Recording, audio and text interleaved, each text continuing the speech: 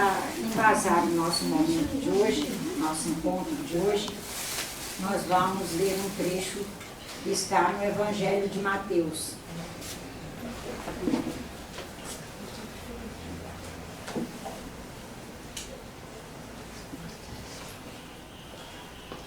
Está no capítulo 9 e vai do versículo 9 até o 13.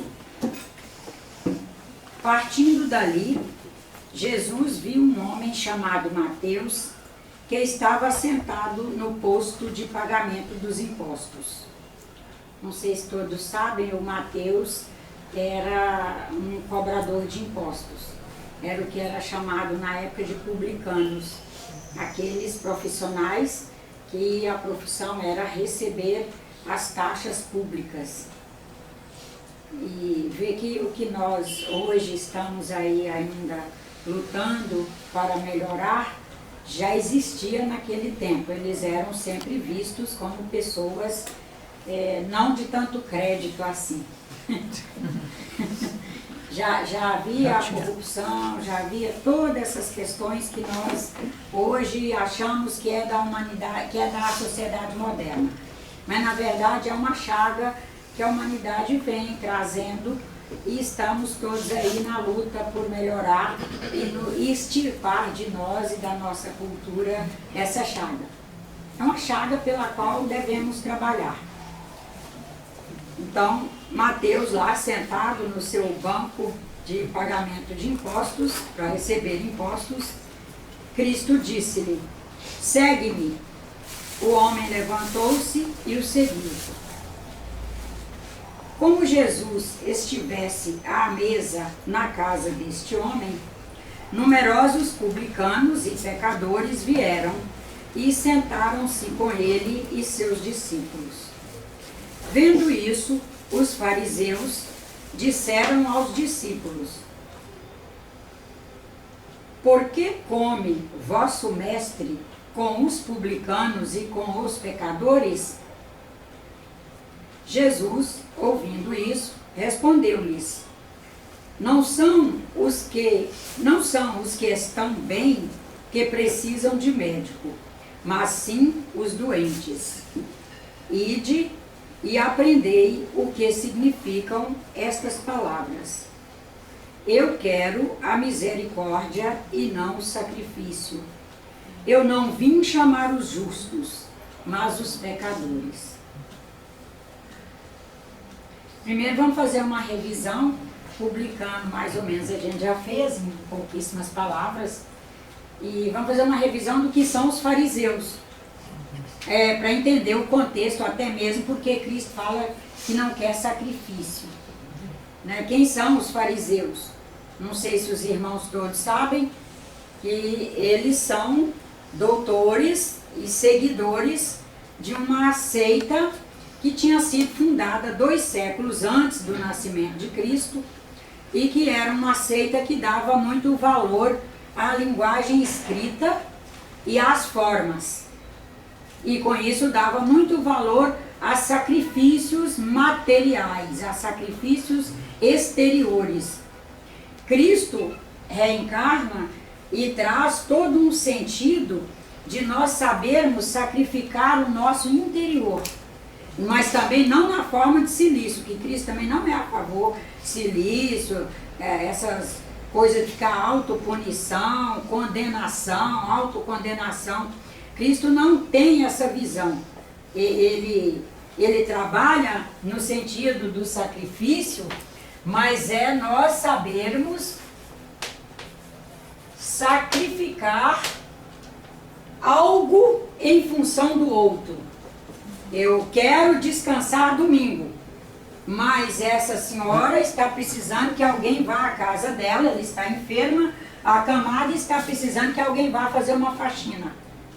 E eu sacrifico a minha ideia de folga de domingo, sacrificar no sentido de abrir mão daquilo e fazer outra coisa. O sacrifício que Cristo propõe e que a gente vai vendo em todo o evangelho dele, é nesse sentido. É saber o que é necessário para atender seu irmão e que na grande maioria das vezes para esse atendimento teremos que sacrificar algo. É um sacrifício na ordem social, não na ordem de compor, de matança de animais, de ceias, de isso e daquilo. Ele não, em nenhum momento do evangelho dele, ele tem essa proposta. Os fariseus, que vinham com essa cultura, e ela era forte na época, vendo que Cristo primeiro, já não era a favor dos sacrifícios materiais, das oferendas, das vestimentas especiais, de fundar espaços pomposos para acomodar os religiosos com suas religiões. Eles se colocam firmemente contra a proposta cristã. E é aí que Cristo, a gente tem que explicar, que é para saber por que ele diz que eu quero a misericórdia, eu quero a caridade, eu quero a bondade, eu estou buscando com vocês construir um estado de bondade, um estado de abnegação e ao mesmo tempo uma resiliência para, na medida que as pessoas vão deixando de se sentir tão machucadas, tão agredidas, quase se sentirem amassadas, quando elas vão deixando de sentir isso, elas vão tendo menos necessidade de manter rancores, de manter mágoas e, portanto, de fazer guerras. Aí vamos aqui dentro de uma chave que colocamos, porque aqui nós já vemos que ele anda na linha que ele já tinha colocado antes, num outro capítulo do próprio evangelista Mateus, que é a questão da caridade, que é nós irmos buscando fazer pelo outro aquilo que nós gostaríamos que o outro fizesse a nós. E o que nós gostaríamos que o outro fizesse a nós não é numa situação em que o outro nos agrade. Porque nas situações que o outro nos agrada, que o outro já construiu um perfil mediúnico assemelhado ao nosso, nas situações em que o outro já se comporta da maneira que gostaríamos que ele se comportasse, nisso aí nós não temos que fazer caridade nenhuma. Nisso aí é o contrário, nós estamos sendo receptores de uma ordem extremamente confortável. A pessoa está ali e está me permitindo viver uma coisa maravilhosa. Não deixa de ser, é maravilhoso estar ao lado de alguém que apresenta o que eu gostaria que ela realmente apresentasse para o meu conforto, para o meu sossego. Mas ele vai trabalhando, não, isso aí nem requer tanto trabalho de nós. Requer apenas o trabalho de estar vivo, encarnado, para curtir aquilo. É mais uma curtição na linguagem jovem. O que ele nos propõe é, naquele instante, a face que o seu irmão apresenta, que não é a que você gostaria que apresentasse, ofereça o seu melhor. E num capítulo depois ele diz, faça e não olhe para trás. 2000 anos depois nós ainda estamos olhando para trás. E neste momento nós estamos cometendo algo que nos faz terrivelmente sofredores. Porque nós olhamos para trás e nos arrependemos do bem que fizemos. Nos atendimentos, é comum pessoas chegarem extremamente sofridas porque elas fizeram algo maravilhoso, mas como a pessoa, ao receber, fez a sua caminhada, a caminhada que é possível àquela pessoa, e ela fica olhando para trás para o que ela fez, não com o olhar de quem olha para diante, porque os espíritos estarão sempre trabalhando conosco, o passado, o presente, o futuro, mas toda a orientação dos espíritos orientadores é nós olharmos para trás no sentido de verificar o que nos foi possível construir. E também avaliar o que era possível naquele momento anterior a nós fazer. Nos gratificar e dar graças a Deus, porque já evoluímos um pouco e hoje não agiríamos da maneira que agimos em algumas situações. Olhar para trás e verificar que foi possível prestar este serviço a este meu irmão, mas está entregue a ele. Aquele serviço foi entregue. É um pedreiro que vem à nossa casa, faz um trabalho, nos entrega o trabalho e ele vai embora. Ele não estará ali para viver o conforto, a alegria, nada do que nós vivemos com aquela obra. Ele entregou. Nós haveremos de estar com a orientação dos bons espíritos e muito especialmente dos evangelhos de Cristo, nos treinando para ser esse artesão que atende na necessidade. As necessidades são múltiplas e às vezes elas são contrárias uma à outra, e contrárias uma à outra entre irmãos biológicos. Nós não estamos dizendo que é na grande massa humana que as necessidades são contrárias. A família é um local para onde convergem espíritos, onde nós o tempo todo vamos nos identificar ali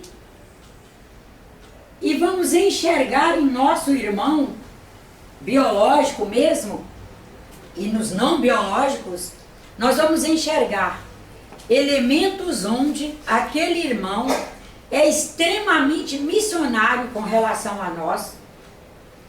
Ele está ali numa missão, por exemplo, de treinar a nossa paciência.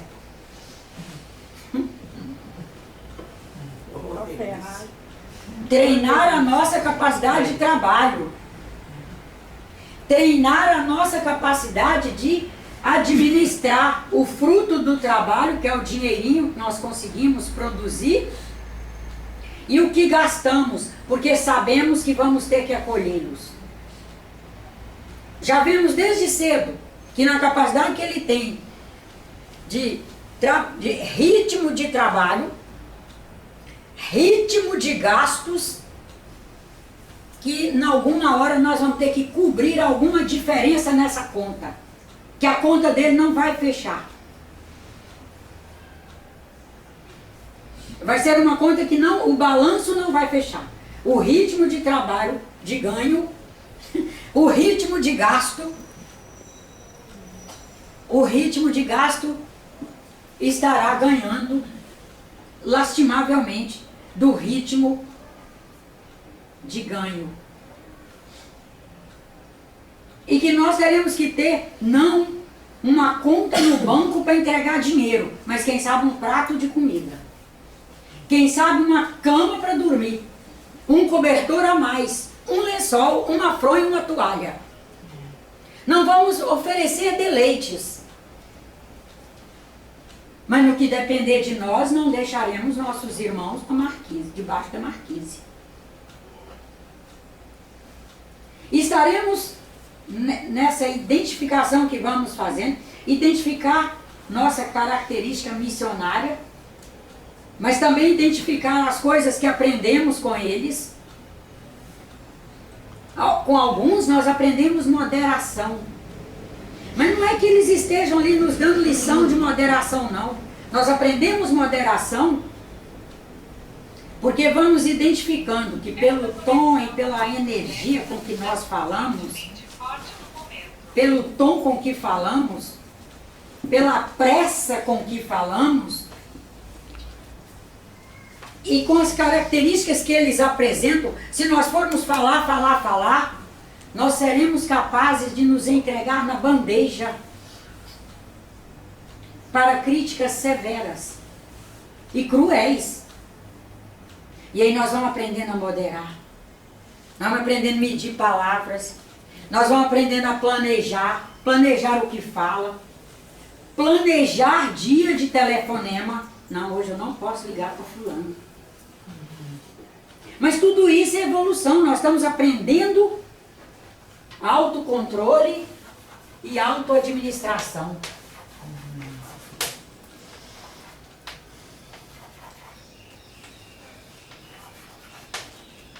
Porque às vezes, quando fala em espíritos missionários, e nós trazemos, especialmente nós latinos, nós trazemos um nível de fantasia, é maravilhosa a fantasia, mas em nós ela é meio exagerada. E faz com que nós fiquemos muito teóricos. E nós desenvolvemos teorias belíssimas, que não condizem com a realidade. Quando nós permitimos que a fantasia flua e vai exponenciando muito. E nisso, né, nessa característica latina nossa, nós fomos colocando que missionários são os espíritos que aprenderam muito. É padrão, irmão Locado Zé Correia, irmão Bezerra de Menezes, irmã Joana de Ângeles, o irmão Antônio Grimo, o nosso irmão Jesus Cristo, está numa escala bem avançada. Para nós espíritas, não. Para nós espíritas, todos nós trazemos características missionárias, onde nós, no movimento e nessa inter-relação com todos, nós vamos o tempo todo apresentando nosso caráter missionário e recebendo de nossos irmãos seu caráter missionário. E nessa troca vamos todos crescendo. Num exercício que vai todos os dias nos ajudar a perguntar o que eu posso fazer por este meu irmão neste momento. Neste momento. Às vezes, neste momento, é entregar o prato de comida. E às vezes é não entregar o prato de comida. Às vezes é entregar 7,80, um ônibus acho que está 3,90, vai? 3,80. Quanto está o vale transporte? Quanto está o ônibus? 3,95. Às vezes é entregar 7,90 para ele ir e voltar em algum lugar. Às vezes é dizer não, eu não posso te dar. Qual a função dessa ida sua lá? Qual a função? Você vai fazer o quê? Sua ida lá vai se desdobrar em quê? Mas é só 7,90.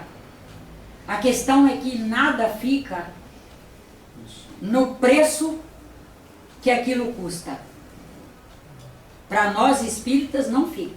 Para nós espíritas, preço está sempre associado a valor. Associado. Não estamos falando em linearidade, viu, gente? Associado. Não é linear. Por exemplo, a casa espírita. Uma casa espírita que se preza, todos os procedimentos espíritas nela não tem preço. Tem valor.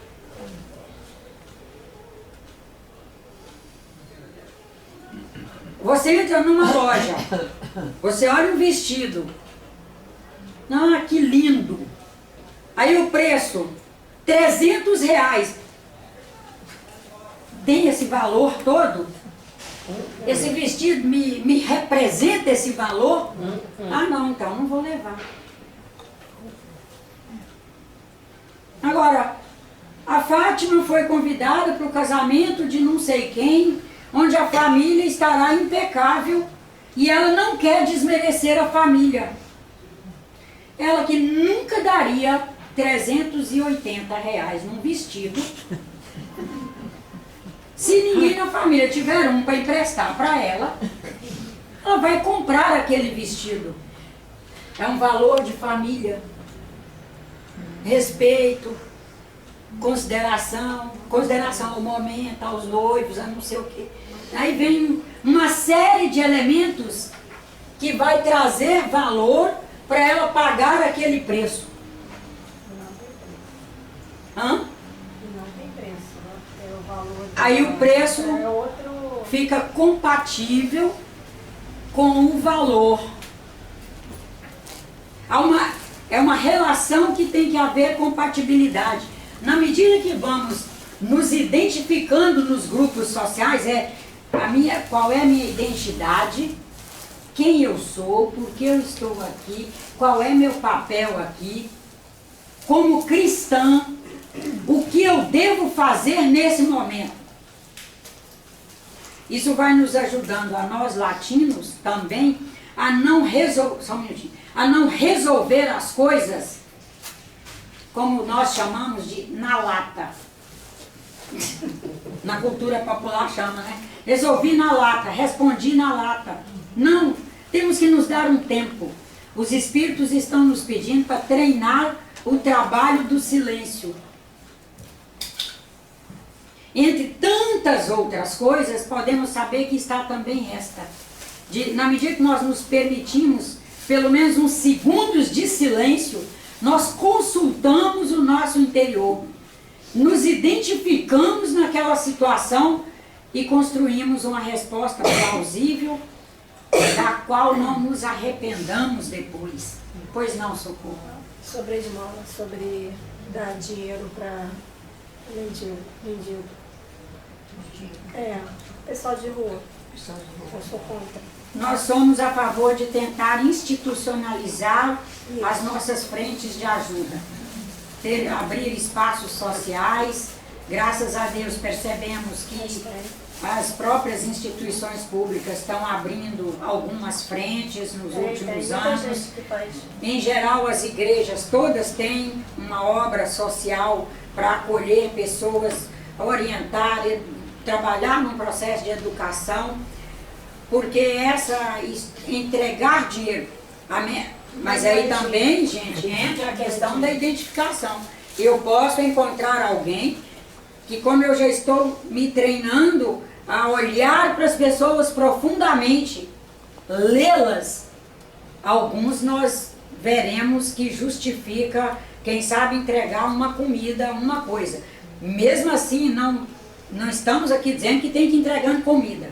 Até porque eu e meu esposo somos testemunhas de uma situação onde pessoas se assentam na porta do estabelecimento que trabalhamos, ficam ali pedindo, as senhorinhas e senhorinhos e jovens de todas as faixas etárias, olha para eles, dizem, não, dinheiro eu não dou, eu dou comida. Eles recebem, eles falam que querem a comida, na tentativa de, no meio da conversa, sair o dinheiro, aí o dinheiro não sai a comida, no final do dia, quando eles vão embora, nós temos que ir lá, recolher toda aquela comida, e fica lá marmitas quentinhas lacradas, sem nem serem abertas. Salgados inteiros, suco derramado, copo jogado lá. Saco de biscoito pela metade. Saco de biscoito pela metade. Nem o biscoito, que é leve e sequinho, que podia carregar para casa. Roupa, recolhemos muitas. Levamos, lavamos e mandamos para o interior para obra social. São roupas que a pessoa desce dos prédios ali, limpinha, bonitinha, entrega, fica lá nas próprias sacolas que vieram. Isso nos mostrando que aquela pessoa não é um carente daquilo que nós estamos imaginando, e aí não encaixa aqui na regra da caridade. Porque aquela pessoa está pedindo, quem sabe, mais um olhar nosso, e pedindo que oremos por ela, para que ela tenha condições de vir a ser um trabalhador, onde ela vai valorizar patrimônio, porque comida é patrimônio. Né? Nessa identificação que nós vamos fazendo, nós iremos descobrindo o quanto temos que apresentar valores. Mas nós iremos descobrindo que valores não dá para apresentar apenas no discurso. O discurso há de ser algo que faça parte da nossa linha de ação. Nós temos que ser exemplificadores, já sabendo que, de quando uma semente é lançada numa terra, qualquer que ela seja, há um tempo para germinar, portanto, um tempo para nascer, um tempo para crescer, um tempo para florir, um tempo para produzir e vir os frutos.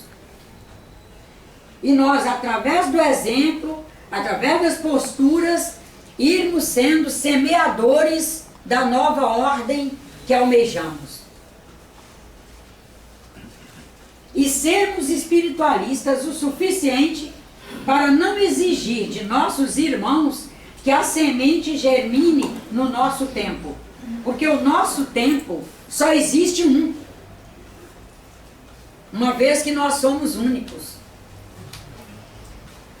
Não existe outro tempo. Os gregos, já na história antiga, já trabalhavam o tempo de cada um. Nós é que às vezes, coitados de nós, resolvemos querer trabalhar apenas o que os gregos já chamavam de cronos, que é o que deu origem à palavra cronologia. E a ciência, né? Existe uma ciência. Eles já trabalhavam cronos. E o kairos. O cronos é esse tempo que flui na forma de segundos, minutos, horas, dia, mês, ano, estação e etc. E o kairos é o tempo de cada um. E nós vamos nesse tempo que flui o tempo todo trabalhando o kairos de cada um, o nosso e o do outro. Encontraremos pessoas que, ao receberem uma semente, em muito pouco tempo apresenta frutos que nós não conseguimos apresentar. Não quer dizer que a pessoa semeou em vão. Não quer dizer que aquela semente foi perdida. E essa é outra coisa que está nos fazendo angústia. É muita gente angustiada, porque elas imaginam que tudo que ela fez pelo filho não adiantou, tudo que ela lutou pela nora não resolveu, que tudo que ela ensinou o neto não adiantou nada. Porque nesse afã materialista nosso, de se você trabalha, você quer o salário, e o salário já tem que ser no máximo no fim do mês. Se você contratou alguém para pintar, essa casa tem que estar pintada em pelo menos 2 semanas. Como no mundo das formas físicas, você vê as coisas acontecerem num tempo que às vezes dá para você determinar um pouco, que o cronos é isso, dá para materialmente se determinar algumas coisas. Esse tempo de Deus em cada um, nós não determinamos integralmente nessa linearidade que nós queremos. Passou, eu falei X vezes e já vai ter isso semeado, nascendo e etc, e crescendo. Não, semeado está. O tempo de germinação, o tempo de produção vai ser de acordo com aquela pessoa já traz de subsídios. E inclusive um dos subsídios, o sistema de educação vigente, que nós temos que olhar também. Ele é um sistema que ajuda as boas plantas a crescer rapidamente. Um sistema de educação onde não há, por exemplo, reprovação por parte das escolas, não pode mais haver. Você tem que jogar a semente e deixar ali. Se aquelas pessoas apresentam a resposta, o que você esperava, o empenho, para ter desempenho, para apresentar desempenho, tem que ter apresentado empenho. Hoje nós temos um sistema de educação que não favorece nisso. Então nós já temos que estar preparados para sermos missionários de uma ordem onde nós trabalharemos arduamente, duramente, mais tempo dentro do Cronos, por mais tempo, para que uma semente semeada por nós, inclusive em nós mesmos, apresente o nascimento. Porque nós também estamos relaxados. Nós não somos alguém desvinculado de uma ordem terráquea, muito menos nacional. Nós fazemos parte disso. Tá certo? Esforçamos? Esforçamos. Nos esforçamos para apreender melhor e mais rapidamente as coisas boas, nos esforçamos. Mas quando nós olhamos profundamente para nós dizemos, nossa, mas eu podia ter percebido isso antes? Eu acho que eu tinha condição para ter percebido isso. O que aconteceu? Aconteceu que a gente está meio relaxado. Isso sem condenação, sem autopunição.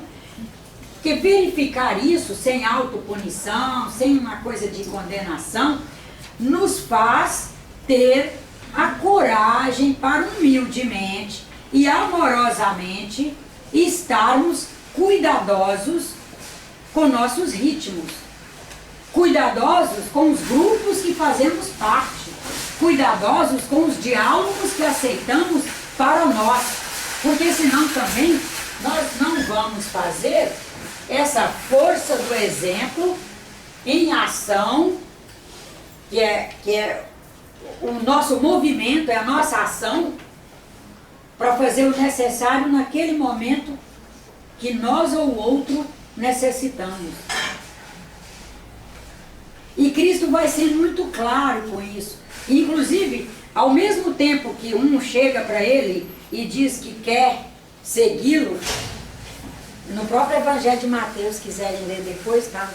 Ao mesmo tempo que uma pessoa se apresenta e quer segui-lo, e daí lembra que o pai está desencarnado e diz, mestre, mas eu vou ali enterrar meu pai, e ele diz, deixe os mortos enterrando seus mortos e siga, vamos cuidar de quem está encarnado. Ao mesmo tempo que ele diz isso para um, ele diz para o outro chega, mestre, eu quero segui-lo. Eu vou até ler, porque é tão forte isso aqui, e está bem aqui, bem próximo. Certo dia, vendo-se no meio de grande multidão, ordenou Jesus que o levassem para a outra margem do lago. Nisso aproximou-se dele um escriba. Todo mundo sabe quem eram os escribas? Alguém aí não sabe? Todos sabem? Os escribas eram profissionais, eram os escreventes. Eram os escreventes. Ou seja, oi? Ou do rei, ou do faraó. Dos apoderados, dos empoderados. Então eram pessoas acostumadas a ter um certo conforto, eram quem fazia as anotações, registravam nos livros, era alguém já no escritório com água geladinha, comidinha da boa, cama boa para dormir, daqui a pouco quando acabasse ali a função e tal. Os escribas eram essa classe abonada. Uma classe que vivia uma vida fisicamente e economicamente mais favorável. Então apresentou o escriba e disse, mestre, eu te seguirei para onde quer que fores. Respondeu-lhes Jesus, as raposas têm suas tocas, as aves do céu têm seus ninhos, mas o filho do homem não tem onde repousar a cabeça.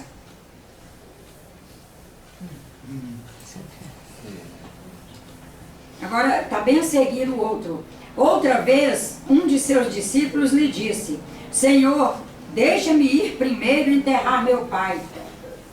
Jesus, porém, lhe respondeu, segue-me e deixa que os mortos enterrem seus mortos. Ao mesmo tempo que a um ele diz, não me siga. Você teve uma educação diferente, você está acostumado a ter conforto. E a educação determina sobre a força do Espírito aqui na Terra. Seja meu discípulo, mas fique no seu lugar. Fique no seu conforto. Você não precisa ir comigo, estrada fora, para me seguir. Porque na hora que você tiver que dormir debaixo de uma árvore ao relento, na hora que você tiver que não comer o dia, porque não achou uma casa que pudesse comer, Na hora que você só receber numa porta de uma casa, por uma fresta, um pão para dividirmos entre 12, entre 13, você vai sofrer muito. Ao mesmo tempo que ele faz essa colocação para a pessoa, para ela ficar no lugar dela, ao outro, ele diz, não, você não vai nem enterrar seu pai, vamos embora trabalhar. Veja a maestria dessa pessoa para ver, e essa orientação que ele nos deixa. E com certeza, nós trazemos capacidade para ler. Mas nós temos que conseguir fazer essa pausa entre uma sentença e outra, entre uma palavra e outra, entre um movimento e outro. Uma pausa mental para conseguir diagnosticar em cada um de nós o que somos capazes. E aí encontrar em cada um a nossa missão. Nós ainda comparamos muito as pessoas uma com a outra. E vê que aqui ele não compara. É o contrário.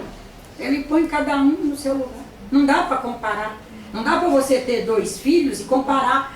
Como também não dá para comparar 10. Nem 5, nem 4. Porque são 4 espíritos diferentes que ali foram parar missionariamente. E nós missionariamente acolhemos e juntos estão fazendo suas missões. Todos os dias, passando por esta chave do trabalho, do amor e da caridade, que vai englobar todas as demais. Todos os demais elementos estarão incluídos na expressão de trabalho. Na medida que vamos trabalhando, nós vamos desenvolvendo cada vez mais uma capacidade de expressar amor e vamos encontrando o que é necessário fazer naquele momento, naquela situação. E já sabendo que outras situações vividas nos servirão de base, mas será apenas de base. Ela não vai ser determinante naquela próxima. Naquela próxima, nós vamos ter que construir o conhecimento para nos prontificar para fazer o que temos que fazer ali. E é um fazer ali. Não são coisas que dá para premeditar.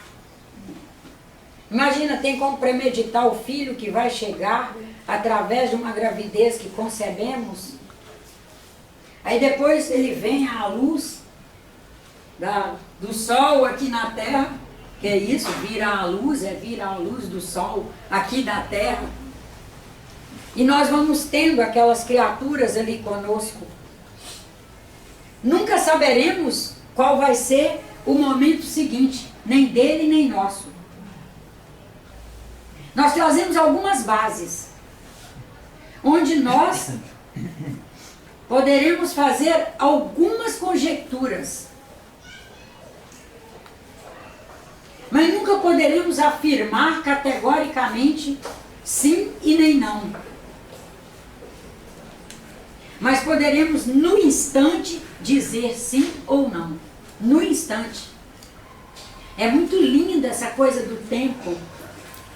Nós, com o nosso tempo pessoal, vivendo o tempo na ocupação dos espaços. No momento dá para ser sim ou dá para ser não. E mesmo esse sim e esse não que nós vamos dizer no momento, nós já temos que estar com uma janela aberta para nós, para ver a possibilidade que há de o sim vir a ser não e o não vir a ser sim. Não vamos poder ser radicais. Por exemplo, se Cristo encontra esse escriba, depois dele passar um tempo, esse escriba larga lá o trabalho de escrivão no reino e passa um tempo lá pelo meio rural, resolve ir para uma gleba e vira um plantador lá e um agricultor e ele demonstra que ele se prontificou, que prontidão é isso, ele se prontificou para viver um outro contexto de conforto e ele chegar e se apresentar, Cristo diria, vamos, sigamos. Sigamos, vamos. É da fé, né? Hã? É da fé, né? Porque ele se mudou. prontificou. Ele mudou, ele saiu Ele- da zona de conforto para ir para outra, E isso para outro contexto. se Então, prontificou para viver de uma outra maneira. Uma situação diferente. Tava E nós, fora. inclusive, é uma situação que nós temos que estar preparados para ela. Gente, a gente trabalha nesse sentido porque nós admitimos, em primeiro lugar, que a doutrina espírita é social. A doutrina espírita é cristã, o movimento espírita é cristão, nosso grande e maior mestre é Jesus Cristo, e portanto nós damos esse valor todo ao seu trabalho. E buscamos fazer o olhar que ele nos convidou a fazer. Inclusive acerca do que pensamos do outro, do que ouvimos e do que pensamos. Quando alguém chega a ele, um dos apóstolos, chega a ele e diz, mestre, por aí estão dizendo isso, mais aquilo, mais aquilo, mais aquilo outro de vós. Ele simplesmente apenas pergunta, e tu, o que dizes? E tu? Tu és o meu discípulo. Eu quero saber o que tu dizes. Não quer saber dele? Estão falando dele, né? Não, É. não. Isso é menos. Mas e tu? Que tu Quem acompanha ele? fazes parte do grupo que vai continuar o trabalho que estou começando. Estou preocupado com o que tu dizes. E tanto que no Evangelho que trabalhamos a semana passada, ele diz para Pedro, né? Se tu me amas mesmo, Pedro, apacenta as minhas ovelhas, ou seja, vá trabalhá-las, vá ajudá-las, esteja com elas, traga o que há de melhor para que elas tenham um equilíbrio interno e possam viver uma paz, uma felicidade, possam viver bem.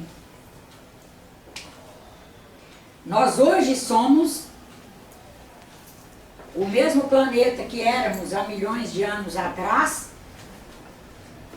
com poucos habitantes, né?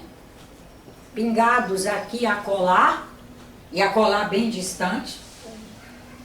E hoje nós somos 10 bilhões, com o planeta do mesmo tamanho. Com um detalhe, com a Revolução Industrial, os confortos nos grandes centros se tornaram chamamentos para o pessoal do meio rural sonhar em vir para os grandes centros. Desse grupo nós fazemos parte. Então nós fizemos a escolha de morarmos amontoados, juntinhos, tropeçando uns nos outros, disputando os espaços nas lojas com os outros. Temos que fazer, inclusive, essa identificação. E construir equilíbrio para viver isso. Ou então arrumar nossas malas e a floresta amazônica nos espera. Com bastante espaço. E as terras lá nem devem ser caras. Com um apartamento aqui, um kitnet aqui, a gente compra uma boa fazenda nessas regiões. Com um kitnet aqui, a gente compra uma fazenda em Novo Cruzeiro, que é a minha terra. Mas não se iludam que lá não é simpático e agradável de viver, não.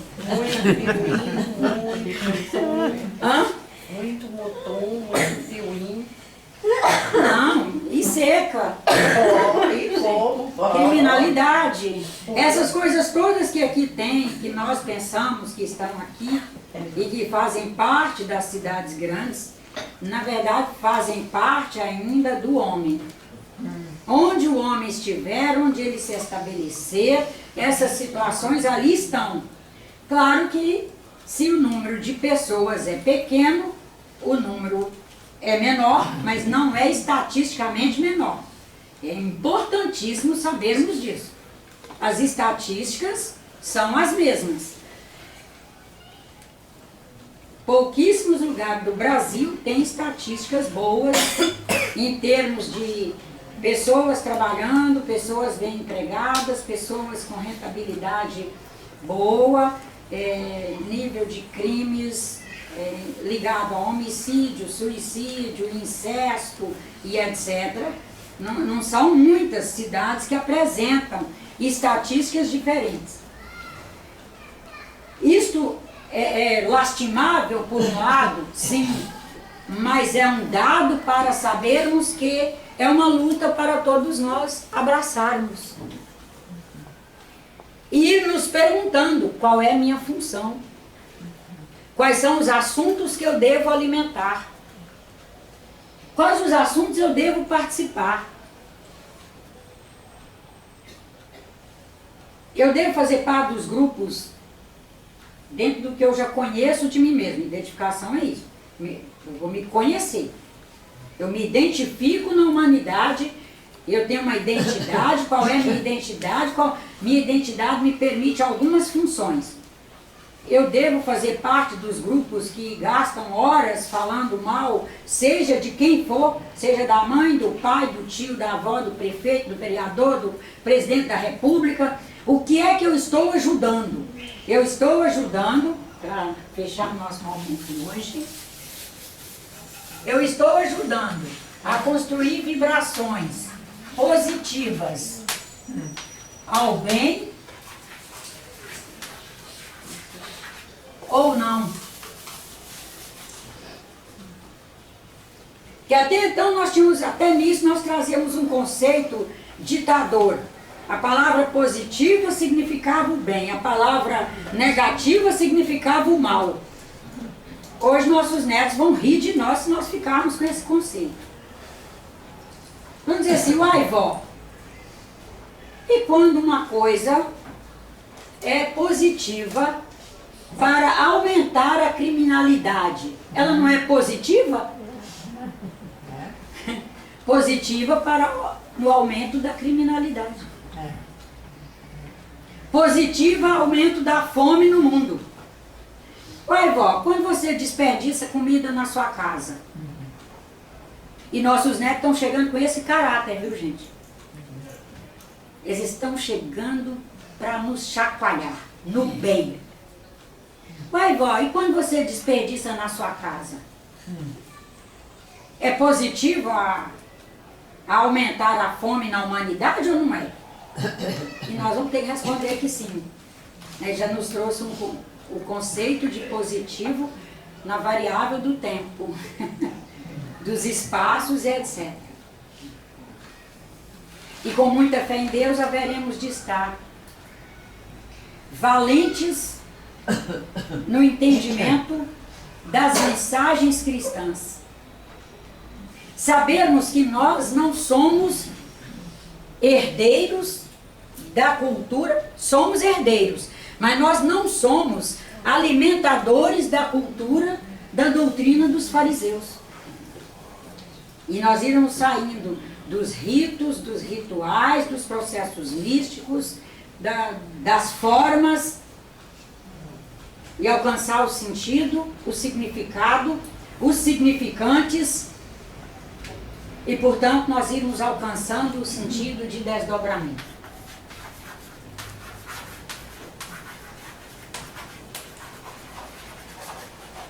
Isso que eu estou falando, se desdobra em quê? É quando a gente vai pensando em desdobramento, a gente vai descobrindo que não há pensamentozinho. Há pensamento. Que todo pensamento é grande. Não, eu só fiz uma brincadeirinha. Ah, mas é uma brincadeira que ao chegar nesta moça, naquele senhor, naquela senhora, naquele senhor, naquele outro, e recolher os pontos simpáticos, aquilo que dissipamos, em que ele se transforma? Essa pergunta ficou clara?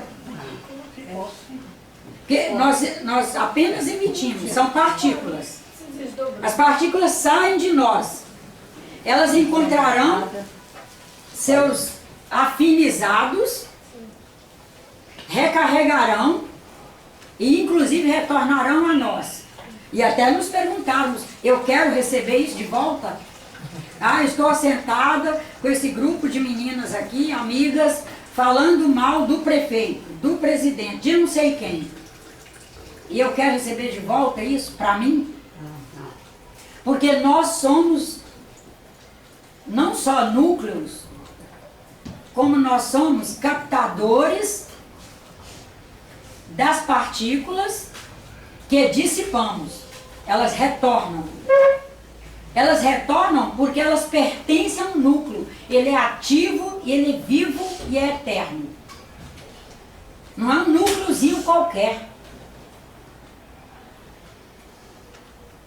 Naquilo que nós formos exercendo no mundo das relações.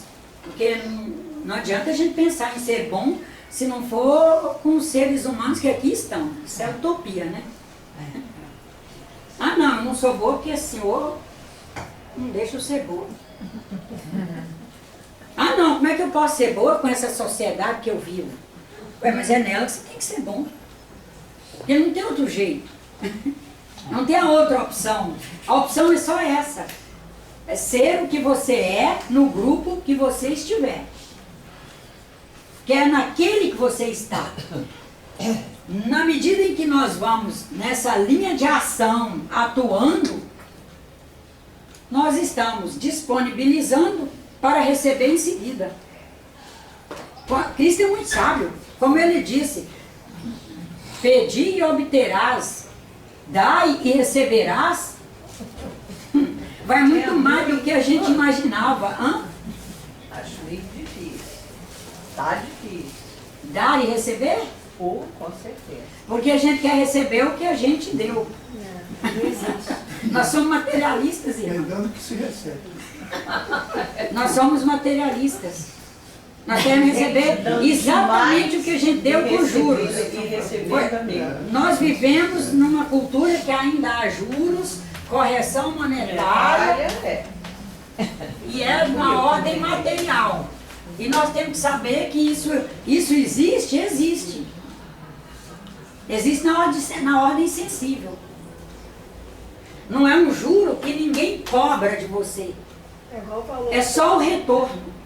Cadê o valor que você disse antes? Agora, em patrimônio material, o que é da terra se dissipa na terra. E você fica com o fluxo que o Espírito construiu, que o Espírito recebeu e com ele construiu algo. É o que é seu. É que nós queremos receber na ordem da terra o que nós entregamos com a alma. Não, mas é a alma que recebe. Eu dou esse prato de comida. Tá aqui. Entreguei. Tá, pode receber. Caiu na mão dela. Foi-se. Eu vou ficar com o quê? Com o amor, o afeto, a caridade. Isso vai fazer parte do Espírito. O prato era da terra. Igual E o que é da terra, na terra fica. a carne. É que a gente quer material. Né? Dizem Você acolhe alguém na sua casa e vai fazer um curso. Medicina. Aí a pessoa estudou ali 8 anos. E você quer que depois eu te dê consultas grátis, tratamento, apoio no hospital, cirurgião, da ordem da terra. Com seu espírito vai ficar sua capacidade de atender, acolher, sua bondade, tal e tal. Se você for feliz com isso, você vai ser feliz. Se você for ficar te culpando, condenando, querendo quase esgrimar o outro porque não recebeu materialmente, aí você vai ser infeliz. Mas também é a sua produção espiritual. É o livre-arbítrio, né? Porque o espírito vive a produção dele. O que é da terra fica. Mas isso Cristo já nos advertiu. É do céu, do céu. E todo mundo. O que é da terra, na terra fica. Do céu. A cama não é da terra? O dia que essa pessoa foi embora, o tempo que ele dormiu ficou. Entende isso? Olha o próprio corpo da gente, né? O próprio corpo Vai ficar. Por último, na nossa linha de ação aqui, vai ficar o corpo. Mas até que o corpo fique, nós temos que estar preparados para irem coisas ao longo da nossa caminhada. Nós estaremos cuidadosos, estaremos, porque nós temos que ser pessoas de bom senso, porque quando nós entregamos mal as coisas da terra, nós não estamos cultivando bem o espírito, que inclui o nosso e os demais. Nós temos que ter cuidado ao não ofertar, porque estaremos cultivando o mal, o espírito, mas é tudo em torno do espírito. Ah, quero um emprego que me permita ganhar mais. Sim, para eu morar com mais decência, poder ler mais, poder estudar, ter um lugar que o marido faz barulho num quarto, neto faz no outro, filho faz no outro, e eu tenho um para eu estudar, fechar a porta, posso estudar, aprender as coisas, me especializar em fazer uma comida mais saudável para eles e para mim, e para quem vier comer comigo ali. As especializações materiais são também para atender o espírito. Desde um prato de comida, uma roupa, atender o espírito. Na visão espírita, sim. Não sei se responderam essa questão de as coisas irem. Especialmente porque quando viemos habitar a Terra, fizemos lá nosso projeto encarnatório. Viemos.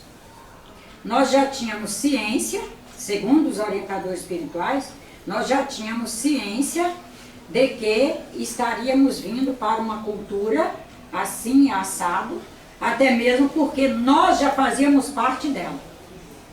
Nós não viemos para cá, que susto, estou na Terra. Nós já fazíamos parte dessa mentalidade, já havia um compartilhamento de campo mediúnico. Fizemos o nosso projeto reencarnatório já nos dando ciência disso, meu campo mediúnico, a estratosfera Terra, a média de campos mediúnicos que habitam a Terra, que fazem parte, inclusive em função da própria energia dela, da constituição dela.